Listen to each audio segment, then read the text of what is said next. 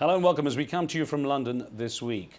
Now, who will answer for the questionable decisions that led to the Iraq War? Britain's Chilcot inquiry, the most comprehensive examination of the lead up to that war, is not focused on accountability, but says it is seeking to identify the lessons learned. Well, critics are calling it a whitewash. Since it was launched in November, the Iraq War inquiry has already interviewed more than 100 individuals and is expected to conclude its second round later this month. Testifying before the inquiry, the former British Prime Minister Tony Blair said that he did not regret removing Saddam Hussein from power. Mr. Blair also said he was advised that the invasion was legal under international law and that he would make the same decision again. But newly declassified documents reveal that legal counsel did in fact tell the Prime Minister that an invasion would be illegal. So on today's show we ask, who should be held accountable for the war in Iraq? Remember, you can join our conversation with your questions and comments. You can send an SMS or an email, and we also welcome your phone calls onto the show as well. For the discussion, I'm joined here in London by Carne Ross, a former British diplomat who served at the UN Security Council for 4.5 years as the UK's point person on Iraq. He dealt directly with Iraqi officials and was familiar with the intelligence on weapons of mass destruction. In 2004, he supplied secret written testimony to the Butler inquiry on the war. His concerns left him feeling he had no choice but to resign. Today he runs Independent Diplomat, a non-profit organization that provides diplomatic expertise and strategy for political groups and other clients who are committed to democracy and human rights and need help. Mr. Ross, welcome to the show. Thanks for having me. It's a pleasure. Now, I've got to kick off with this, the point of this inquiry. If it's a complete whitewash, why bother? I don't think it's clear yet that it is a whitewash. I think many people, including me, feel that the remit of the inquiry was not strong enough in the first place. Merely to seek to learn lessons from what happened, I don't think is enough. I think there needs to be some mechanism of legal accountability, and I think many people feel the same way. Secondly, the actual process of the inquiry seems to be insufficient for the depth and the complexity of the issue at hand. It's a very relaxed, gentle questioning of witnesses. There is no cross-examination, nobody's on oath. It's not a judicial process. So I think that inadequacy is also very clear. Whether these inadequacies in the process produce a report and an outcome that is also inadequate is not yet clear, but I'm afraid the auguries are bad. I know that you feel that it's basically, as you say, the wrong questions being asked, or at least not enough questions being asked, and perhaps the wrong people being questioned to some degree. I mean, I've watched a lot of the testimonies. I've watched some of the key figures like Tony Blair being questioned. I did not feel that the panel really dug under the surface of the narrative that these witnesses were offering. In my own preparation for my testimony yesterday, I found an awful lot of documents that contradict what some of the witnesses have been saying to the inquiry. These are subtle things. These are nuanced judgments. I'm not claiming that anybody has deliberately lied to the inquiry, but I think a particular version of events has been presented, and not enough has been done to challenge that version of events by the panel. Do you feel to some degree that you're something of a lone voice standing up here challenging what's going on?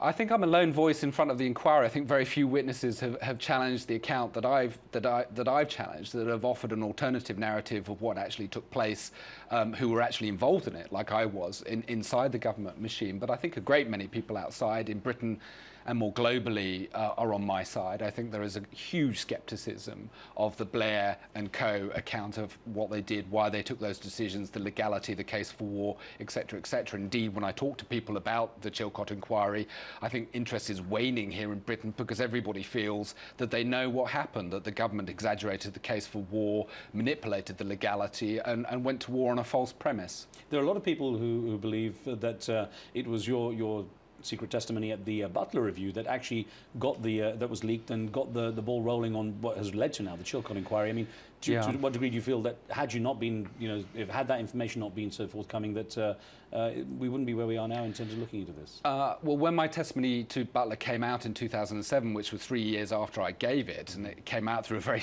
tortuous route to prevent me from being prosecuted by releasing it under parliamentary privilege. John Major, the former British Prime Minister, came out and said that my testimony showed that there needed to be a full public inquiry. So his was one of the most forthright calls for a broader process than that which had been allowed hitherto. But I think there was a general sentiment, even without my evidence, that there were still very many questions to be asked about what had taken place. The inconsistencies in the Blair government's account were very clear. The Labour government, of course, was in power then. Governments have changed since then. So to what degree do you feel that the backup you had from the opposition as they were might really wane now that they're in power?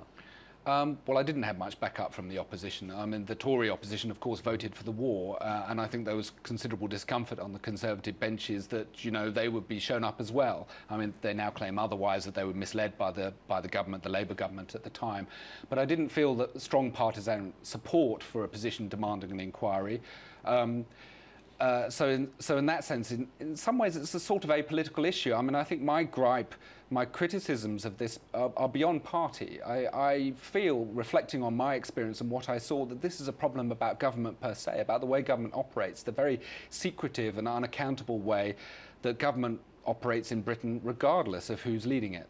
Well, you took action, of course. You know, you stood by what you believed in and took the action of stepping away from it all. At the time when you had information, back at the time when Iraq was invaded and the war began, why didn't you quit then? It's a really good question.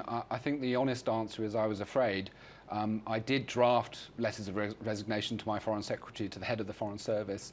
I didn't send them. I was living in New York at the time. I think I was very afraid of being stampeded, of being rolled over if I did that, of being rubbished in public. And indeed, this is what happened to colleagues of mine when they did the same thing. I'm not proud of the fact that I didn't resign at the time. I wish I had. I think I had information that was germane to the public debate. I wish more of my colleagues like me had spoken out. When knowing what you know, who do you feel should be accountable for what happened with Iraq, and what would that accountability look like? I still don't think we have the complete picture of what took place, the actual true decision-making inside government, a sort of, you know, map, a diagram of what took place when, a clear accounting of those decisions and on what basis. And until we have that accounting, I don't think it's easy to say who is directly responsible. But I'm afraid it's very clear from the evidence so far that this was a decision led from the top. At official level, inside the Foreign Office and indeed more broadly in Whitehall, there was a very clear assessment of Iraq, which was that it was not a threat. It was not a substantial threat in the years that I worked on it between 1998 and 2002. That assessment was deliberately changed from the top. I think it's pretty clear that the US had decided to go for an aggressive course. The UK agreed to go along with it on the basis that the legitimacy would be sought through inspections and through the UN to provide a legal backup for what was preordained as a military approach to the Iraq problem. That forced the Allies, the US and UK, into what was essentially a manipulation of the evidence, of lying, of claiming that there was a material threat when there wasn't, and then foreshortening the period that the inspectors were inside Iraq. And then it also got the Brits into the mess they got into over the legal authority.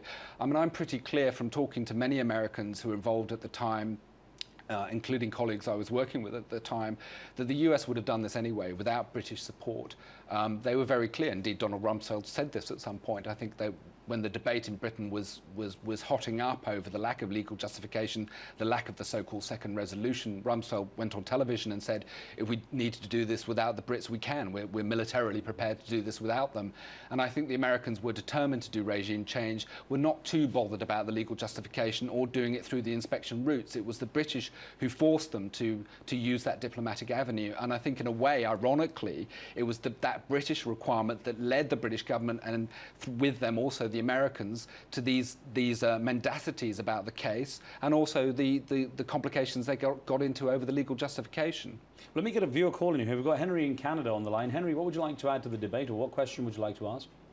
Well, I'd like to say that in my view, Tony Blair, George W. Bush, and Dick Cheney are all guilty of grievous war crimes and crimes against humanity, and all three should be tried by the International Criminal Court.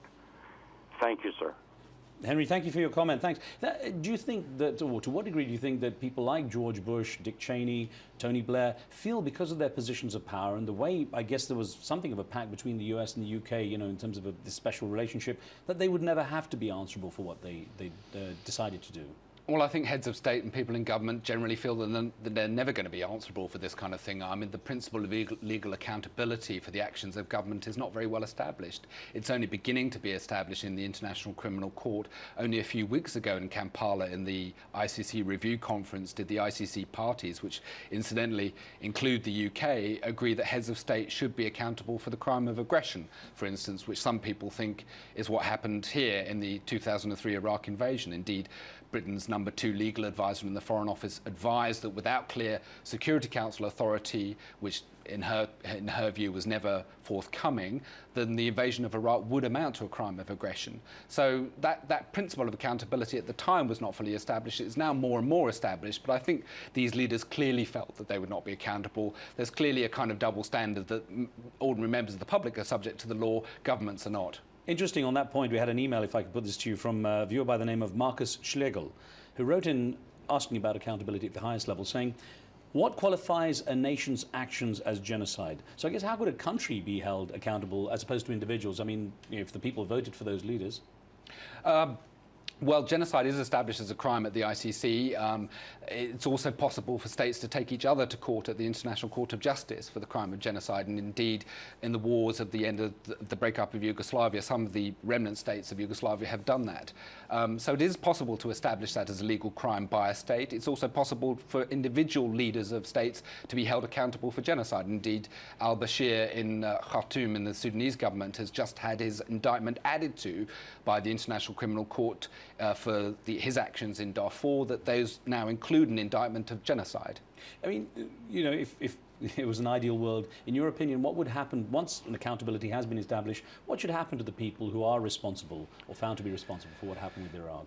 I thought long and hard about this in the case of Iraq, and I was indeed asked by the Chilcot inquiry, and in my written testimony I wrote about what lessons might be learned. How can you prevent things like this happening again? How can you prevent officials manipulating the evidence as I believe it was manipulated? How can you make them stop and think before taking actions which may be illegal? And I think the most profound principle that needs to be underlined in these cases is that individuals are legally accountable, all of them, senior officials, diplomats, heads of state, that there isn't any such thing as sovereign immunity, immunity for heads of state, or indeed immunity for the exponents of policy. It's senior officials. I think if senior officials feel that they may personally be held legally accountable in these contexts, I think it would make a real difference to the decision-making process. People would be forced to stop and ask, is this legal? Is this correct? Are we being honest about this? In the case of the Iraq War and indeed other military actions that I've been involved in, those questions were not asked, or they were asked very peripherally. And I think there was a sense that legality would follow policy rather than the other way around. So I think that principle of individual legal accountability, if you like what you might call a Nuremberg law, I mean, the Nuremberg tribunals established that individual soldiers were accountable for their actions, even if they were under orders. I think that principle needs to be widely expressed and understood amongst government and government officials too. We'll have many more questions for you. We're going to take a very short break here now. When we return, we examine what can be done to avoid this kind of questionable decision-making being repeated. Stay with us.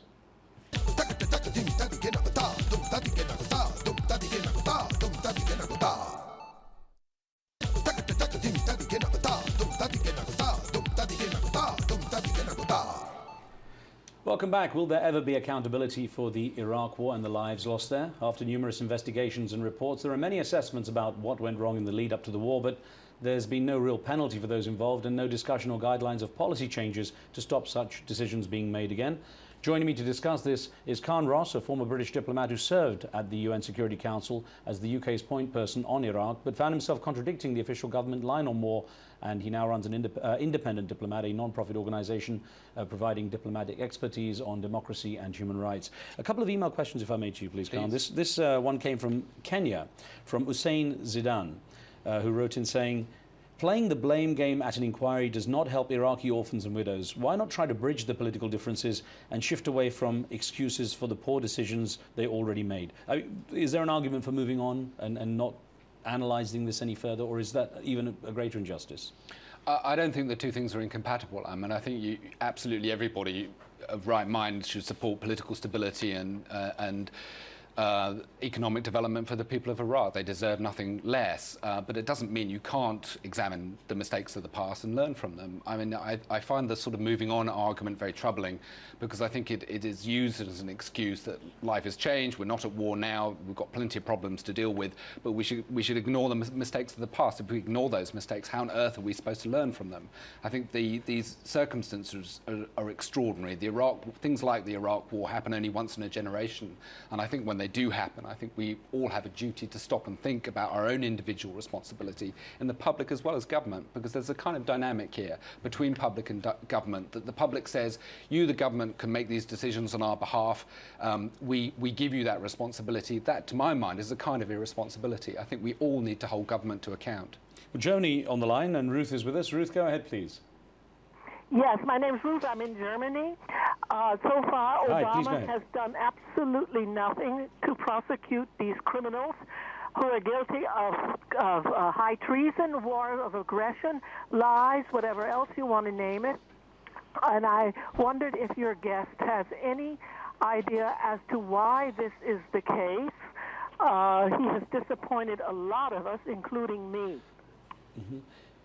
Okay, so, I mean, President Obama, well, let alone President Obama, I mean, it seems Britain's the only country that seems to be openly questioning what happened with the lead up to that war anyway.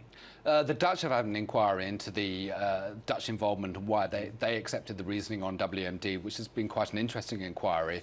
But the caller's quite right. There's been no such inquiry in America, which I think is very disappointing to many people, including in the US. And it's very clear that Obama has made a political calculation to not have such an inquiry, to avoid partisan differences, to try to gloss over partisan differences. There's been a very acute debate in America that there should have been an inquiry and some form of legal accountability into torture by American agents, by the CIA in the war against terror. And the Obama administration has decided in that case too not to have an inquiry, which I think is very disappointing. I want to actually get a quote that comes from something you said back in a newspaper article back in November of 2009 when you're talking about those giving evidence and the issues that, or at least the accountability that comes up. And you said many of those giving evidence will have a deep interest in confirming the government's narrative, for they are deeply implicated in having implemented it. So yes. Is there this collective guilt that basically prevents people from talking?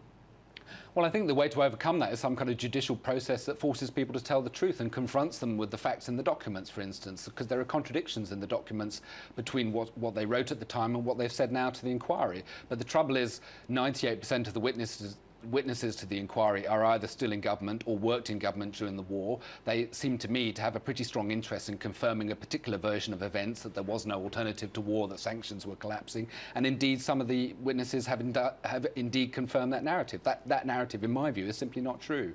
And something you said a day ago at the Chilcot inquiry, you said on the same issue of this, the sort of belief that people had in this process led to highly misleading statements about the UK assessment of the Iraqi threat that were in their totality lies. To what degree do you think people convince themselves that there's been a state of denial and perhaps this sort of convincing of a revisionist history of what they've done, and people convincing themselves that they were doing the right thing? I think it's absolutely clear that precisely that's been going on. I don't think many of the people concerned feel that the British public was actively lied to about the Iraqi threat. I think the process of the manipulation of the evidence was very gradual over 2002 and 2003, where document after document was produced, polished, edited, where at the beginning we had a total lack of clarity about the threat. We had a lot of uncertainty, a lot of questions about the nature of the Iraqi WMD holdings. Over the process of that editing and accretion, that uncertainty was turned into certain claims of a threat. That was a very clear process when you look at the documents, and it allowed the people concerned to convince themselves that they weren't telling blatant mistruths. And I think this is why it's quite a subtle and difficult business for an inquiry to get underneath that surface and really get to the facts of what happened. We've got a caller on the line from Virginia in the US. Oliver, thanks for joining us. What would you like to ask? Thank you, Riz. Actually, I believe that President Bush and Vice President Cheney are considered to be heroes. As far as I'm concerned, they liberated Iraqis from one of the worst tyrannies in the 20th century. You remember the mass graves of the Iraqi people who got killed by Saddam Hussein. So my question to your guest is this inquiry in Britain now is just a response because the failure of Britain in getting any economical opportunities in Iraq, and they see the increased Iranian influence in Iraq? Is that inquiry a response to this? Perspective. Oliver, thank you. Interesting perspective there. I think the caller raises a really important point, and I do think it's worth making clear that those of us who are critical of the government's account of the Iraq War and what the government said before the Iraq War are not necessarily against the overthrow of Saddam Hussein. I was a dyed-in-the-wool enemy of Saddam Hussein. I felt that What was important, however, was that the public was told the truth about why we were going to war, and that proper non-military alternatives were examined beforehand, and they were not examined beforehand. I don't think, by the way, to the caller, that this inquiry is a result of the lack of economic opportunities or whatever for the British in Iraq. This is purely about the very strong sense in the British population and politically that the British people were not told the truth in advance of the war. The war was not properly planned or, frankly, properly executed by those responsible for it. You make an interesting point there. You said alternatives were not properly examined. Alternatives being what? Purely the enforcement of sanctions more strict? This is what I wanted to talk about to Chilcot yesterday. We spent a bit of time talking about it. I worked on sanctions. I'm not talking about the comprehensive economic sanctions which did great harm to the civilian population of Iraq. I'm talking about targeted measures against the illegal oil revenues that sustained the Saddam regime. The US and UK never really took this seriously enough. We didn't set up coordinated action to take action with Iraq's neighbours to stop these illegal revenues. In my view, and also in the view of many other officials working on it, such coordinated action could have stopped those illegal revenues and would, by effect, have undermined the Saddam regime from within. And that was never pursued as an alternative course, never even considered, frankly. Very quick thought, 30 seconds. I get an email in from Rasak Abu Bakr who says, how will the inquiry and the many others of its kind benefit ordinary Iraqis and foster lasting peace in Iraq? Just a quick thought. I don't think necessarily it's about that. I think it's about a democratic process in Britain. It's not really about the future of Iraq. And I think the future of Iraq is something that should concern us all. And I think everybody concerned with the war really supports economic development and democratization in Iraq. Well, Carne Ross, I want to thank you very much for talking with us candidly about this issue. It's something, of course, we all follow. Thanks for being on the programme and taking our questions. My pleasure. Thanks for talking to me. Pleasure. Thank you. Thank you for being with us too. Of course, you can follow the show on Facebook and see what we're up to there and watch previous programmes. Be sure to share your feedback and post questions and comments for our upcoming guests. On the next show, Liberty, Equality, Fraternity. France's National Assembly takes on a ban of the Muslim face veil. Proponents claim it's a security issue, while critics say it's driven by Islamophobia.